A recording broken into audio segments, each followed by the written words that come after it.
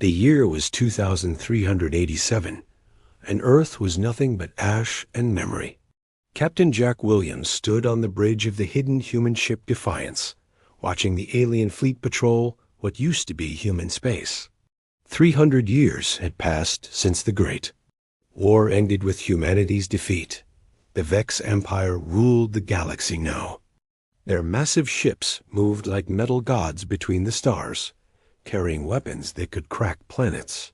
They had won through numbers, technology, and the alliance of 12 alien races who feared humanity's rapid growth. "Captain," said his first. "Officer Lisa Park. The Vex patrol is moving away from Sector 7. We have a window." Jack nodded. The Defiance was one of 50 ships that survived the war. Hidden in the dark spaces between stars, these vessels carried the last free humans in the galaxy. They had spent 3 centuries running, hiding, and slowly dying. But something had changed. "Take us to the rendezvous point," Jack ordered. His ship moved silently through space, its hull painted black to avoid detection. Behind them, floating in the void, was their destination, a massive asteroid that looked empty from the outside. Inside that rock was Sanctuary Base, the secret heart of human resistance. As the Defiance docked, Jack could see dozens of other ships, more than he had ever seen in one place since the war ended. Admiral Tom Foster met them at the airlock. The old man's face was lined with scars from the final battle at Mars. His eyes held the weight of defeat, but also something new hope. "Jack, good to see you made it," Foster said, gripping his hand. "We need to talk, all of us." The meeting hall was packed with ship captains, engineers, soldiers, and scientists. These were the survivors, the stubborn ones who refused to surrender even when Earth burned. Jack recognized many faces, aged and hardened by centuries of exile. "Friends," Foster began, his voice carrying across the silent room. "For 300 years we have run, we have hidden, we have watched our species fade into legend. The Vex tell their children that humans were monsters who deserved destruction.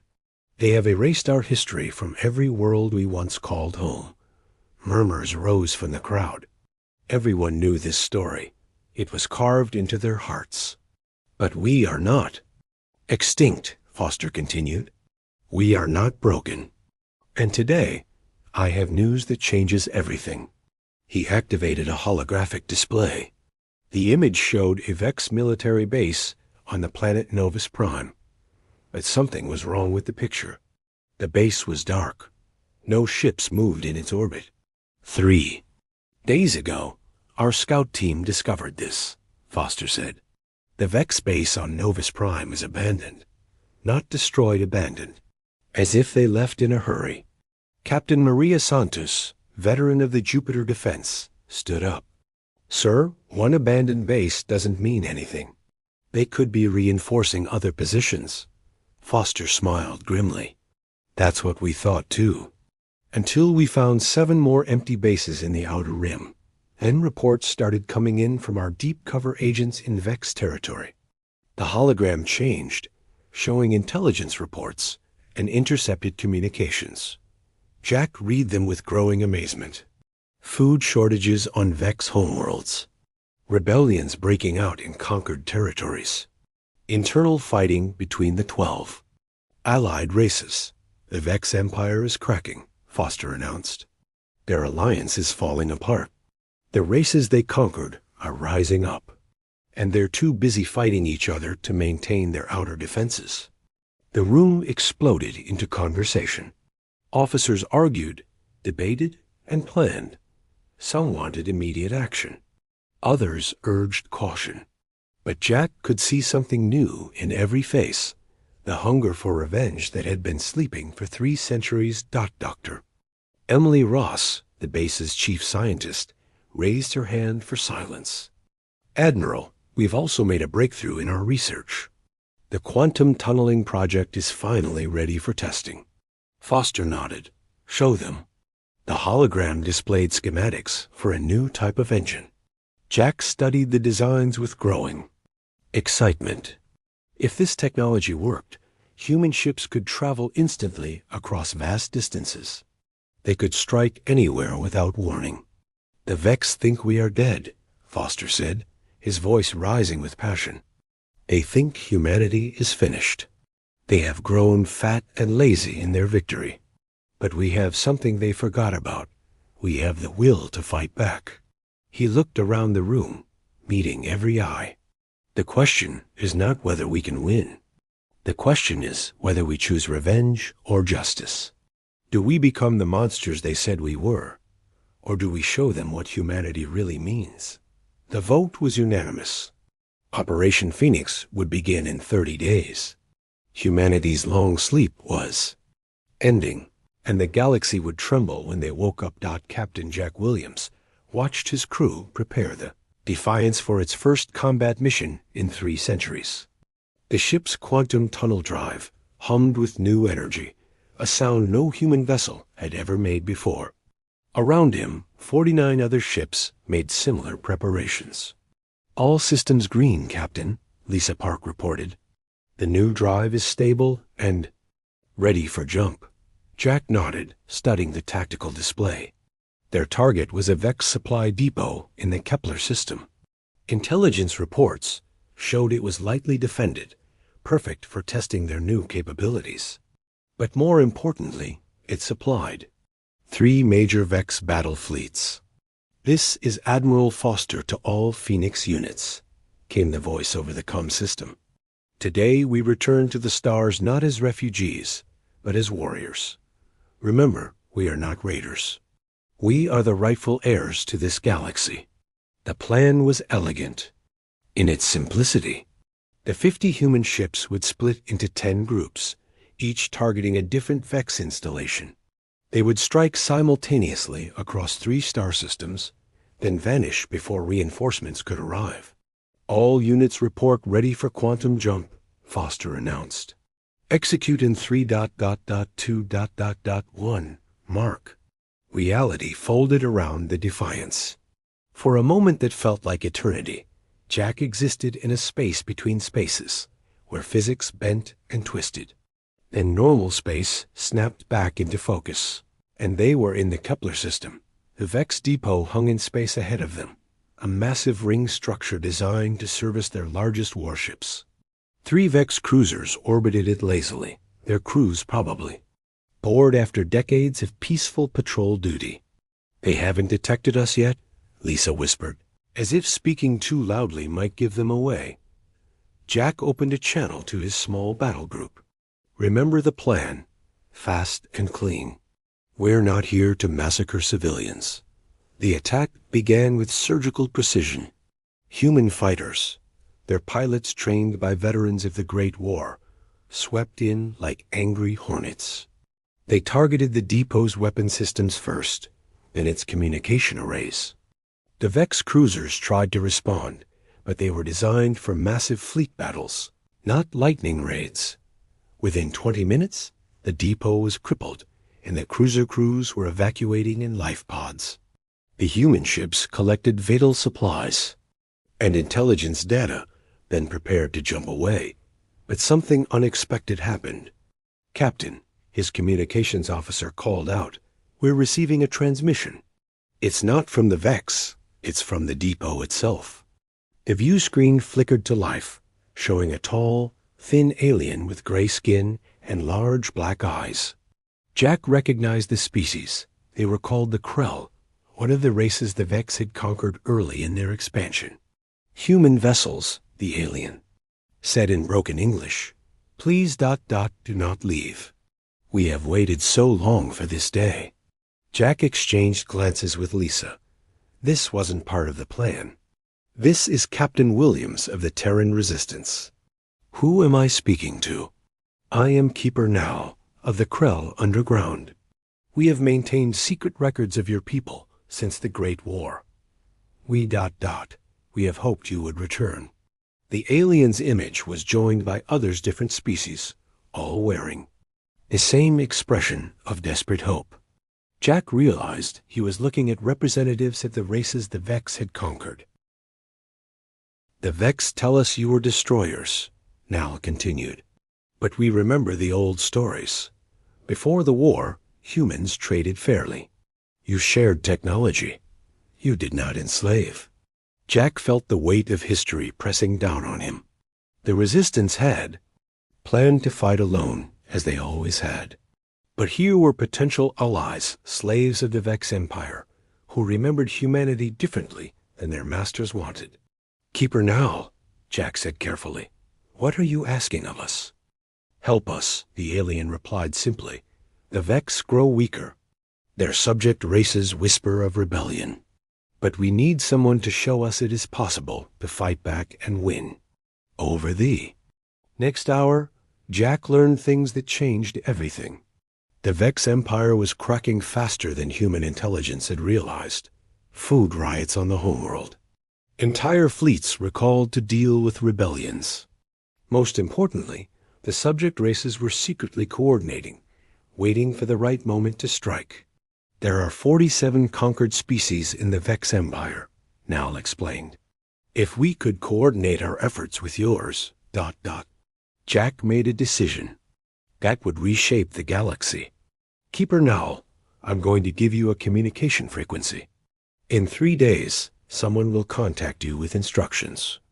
The war isn't just beginning again. It's becoming something bigger than we ever imagined. As the human fleet jumped away from the Kepler system, they carried more than just stolen supplies. They carried the seeds of the largest rebellion the galaxy had ever seen. The Vex had spent 3 centuries thinking they had crushed humanity. Now they would learn that some fires, once lit, can never truly be extinguished. 3 weeks after the Kepler raid, Admiral Foster stood in Sanctuary Base's command center, staring at a holographic map of the galaxy. Red dots marked Vex strongholds. Blue dots showed human resistance bases, and new green dots appeared daily secret meeting points with alien resistance groups. Sir, called Lieutenant Dan Cooper from his station, we have confirmation from the Antiri system. The reptilian species there, the Saurians, have agreed to coordinate with us. That makes 12 alien races now in our growing alliance. Foster nodded grimly. Each new ally meant hope, but also greater complexity. Humanity had spent 3 centuries fighting alone. Now they had to learn to work with former enemies and strangers. Captain Jack Williams entered the command center, fresh from another recruitment mission. His face showed the strain of constant diplomacy mixed with combat operations. How did it go with the insectoid colonies in Vega? Foster asked. Better than expected, Jack replied. The Chitauri have been planning rebellion for 50 years. They just needed someone to prove the Vex could be beaten. Our raids have given them that proof. The past month had seen human forces strike at dozens of Vex installations. Each attack was carefully planned to cause maximum disruption while minimizing casualties. The goal wasn't conquest, it was inspiration. Dr. Emily Ross approached with a datapad. Admiral, we've analyzed the intelligence from all our new allies. The picture is becoming clearer. She activated a new holographic display showing the internal structure of the Vex Empire. The Vex themselves only make up about 8% of their empire's population. They rule through fear and overwhelming military force. But that force is stretched thin across thousands of worlds. What about their fleet strength? Foster asked. That's the interesting part, Emily continued. Our allies report that the Vex have recalled over 60% of their deep space fleets to deal with internal problems. Their border defenses are at the weakest point since the Empire was established. Jack studied the display with growing excitement. Admiral, if we could coordinate a simultaneous uprising across multiple systems, ... My thoughts exactly, Foster replied. But it would require perfect timing and absolute trust between species that have been enemies for centuries. As if summoned by their conversation, the communication system activated. Keeper Nal of the Krell appeared on screen, along with representatives from 5 other species. Admiral Foster, Nal said formally. "The Underground Council has reached a decision. We are ready to move to the next phase." Foster straightened. The Underground Council was what they called their growing alliance of rebel groups. It had formed naturally as more species joined the resistance movement. "What are you proposing, Keeper Nal?" A new alien stepped forward, a massive bear-like creature with thick fur and intelligent eyes. Jack recognized him as General Kor of the Ursine clans, a warrior species that had fought the Vex for decades before being crushed. "We propose Operation Starfall," Kor growled in his deep voice. "A coordinated strike against 7 major Vex military bases across 3 sectors. Each base controls the defense of multiple star systems." Foster frowned. "That's extremely ambitious." "The coordination required." "We have been working on this for weeks," Nal interrupted gently. "Each of our peoples has specific strengths.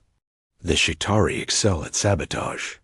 The Saurians can disable electronic systems. The Ursine clans are master ground fighters. And humans ... Humans have the quantum tunnel drives that make surprise attacks possible." Jack felt his pulse quicken. "Admiral, if we could pull this off, it would cripple Vex control over hundreds of worlds. The rebellion would spread like wildfire." "And if we fail," Foster replied quietly, "we expose our allies to Vex retaliation. Entire species could be wiped out." The communication screen split to show more alien faces, leaders of rebel groups across the galaxy. A slender, blue-skinned woman spoke up.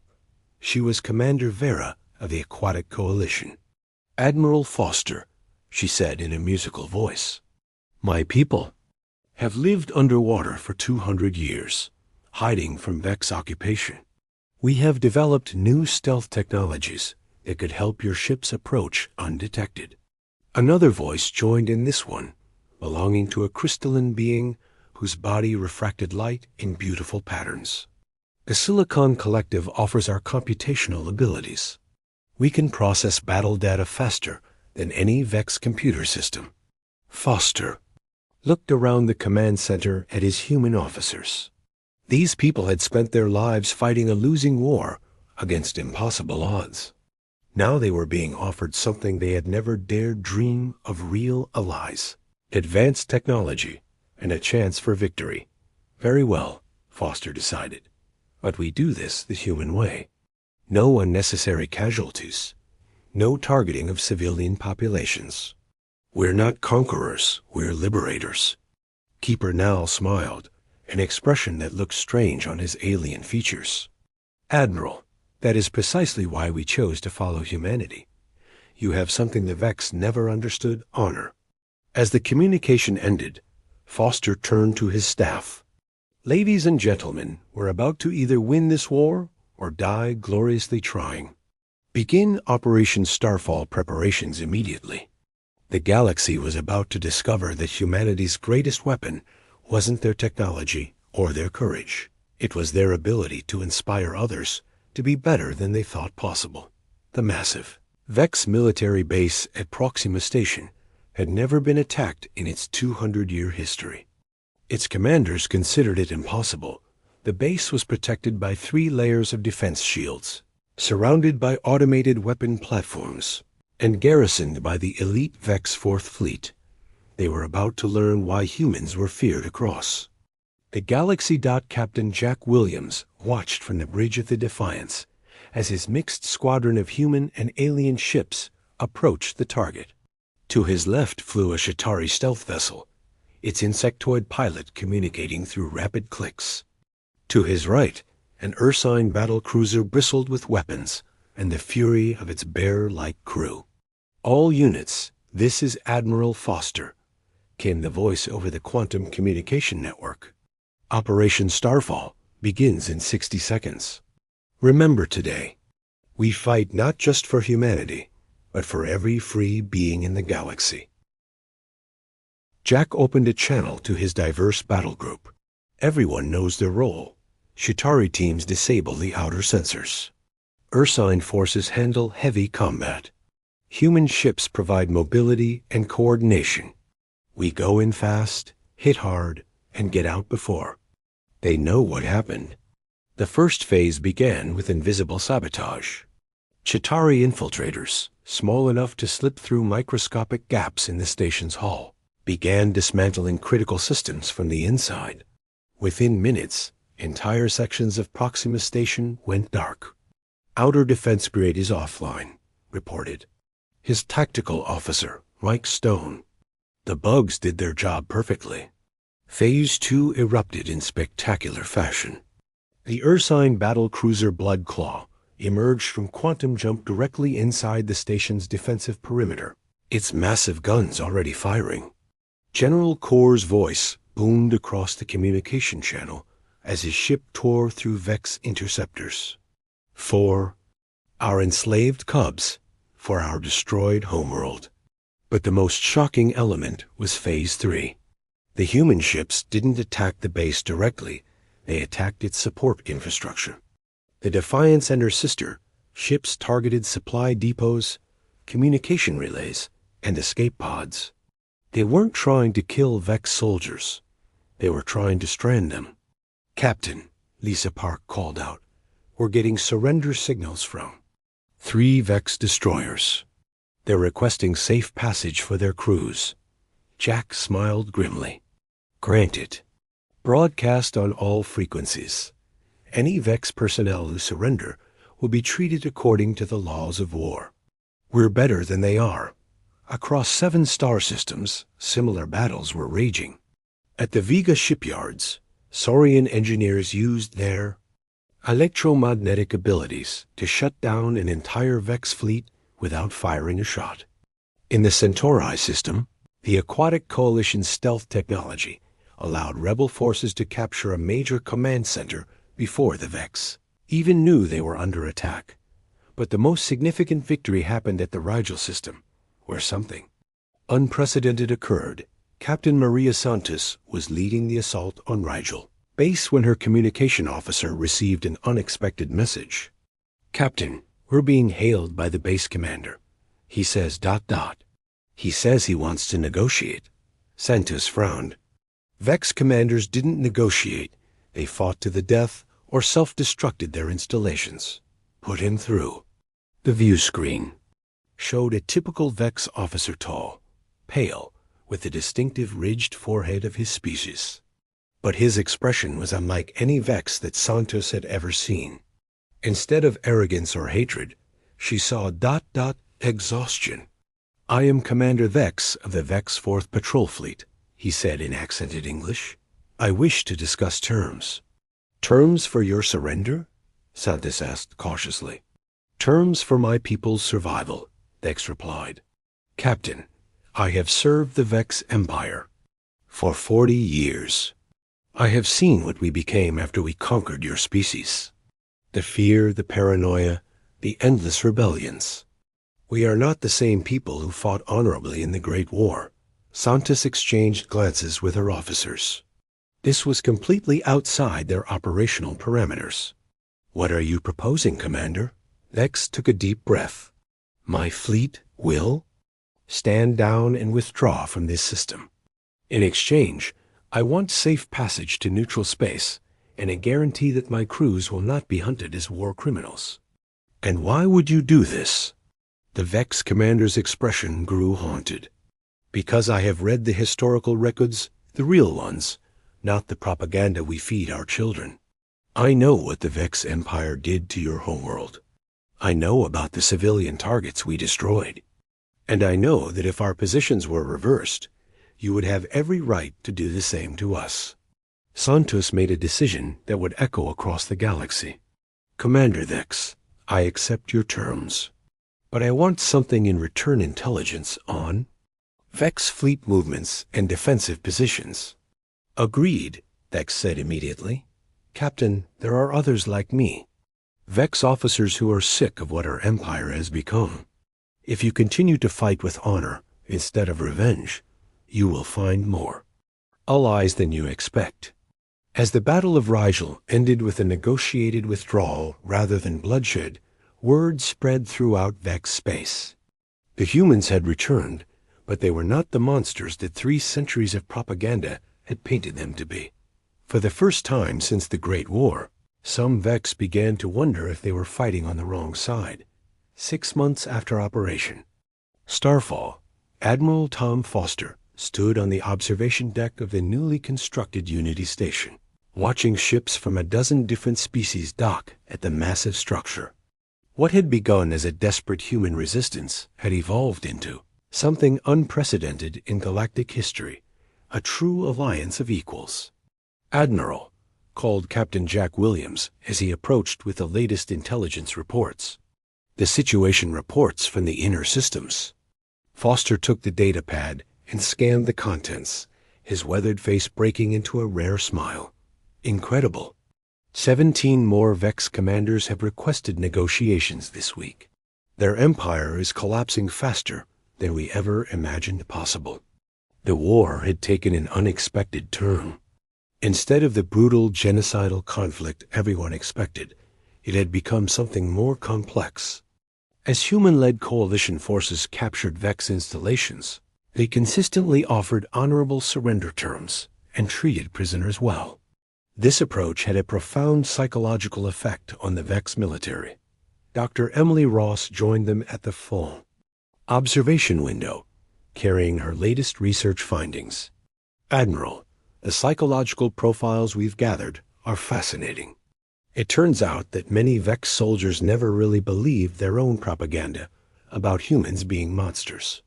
When faced with evidence to the contrary, they're experiencing massive cognitive dissonance.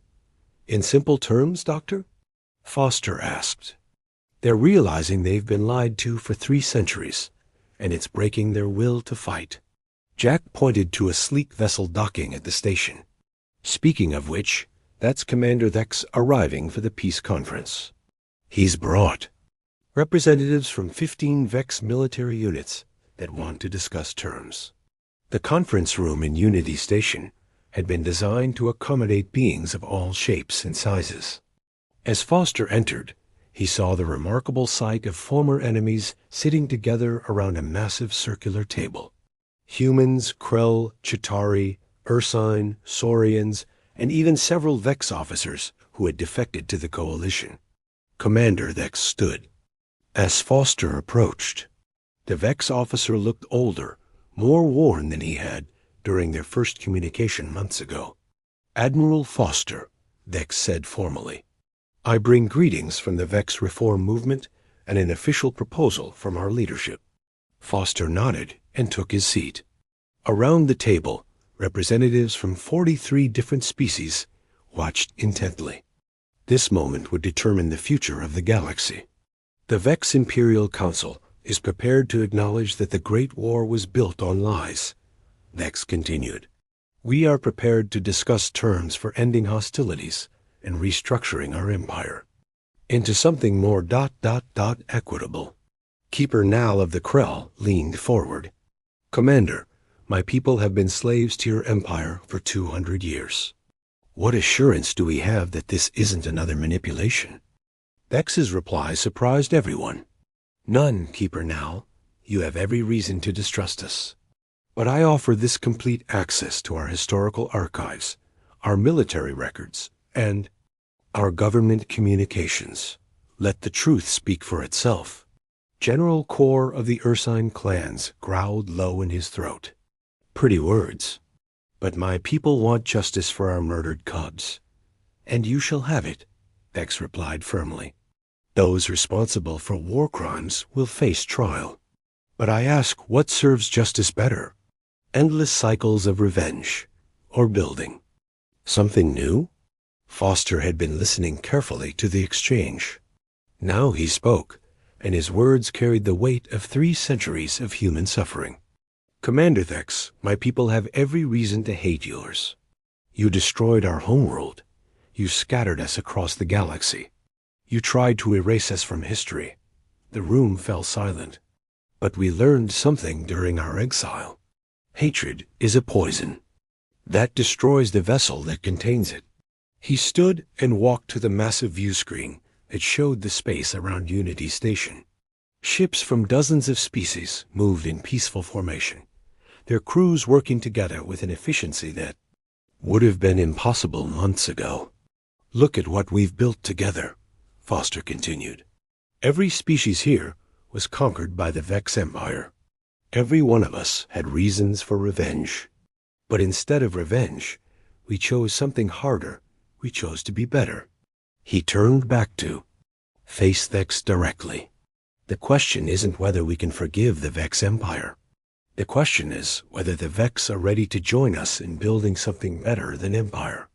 Vex was quiet for a long moment. When he spoke, his voice carried emotion that surprised everyone present. "Admiral, for 300 years, my people have ruled through fear. We convinced ourselves it was necessary, that it made us strong. But watching your coalition fight with honor, seeing former enemies become allies, we realized we forgot what true strength looks like. The negotiations that followed would take months to complete, but in that moment, everyone in the room knew that the galaxy had fundamentally changed. The age of empire was ending, and the age of cooperation was beginning. Outside Unity Station, human children who had never seen Earth played alongside alien youngsters whose ancestors had fought in the Great War.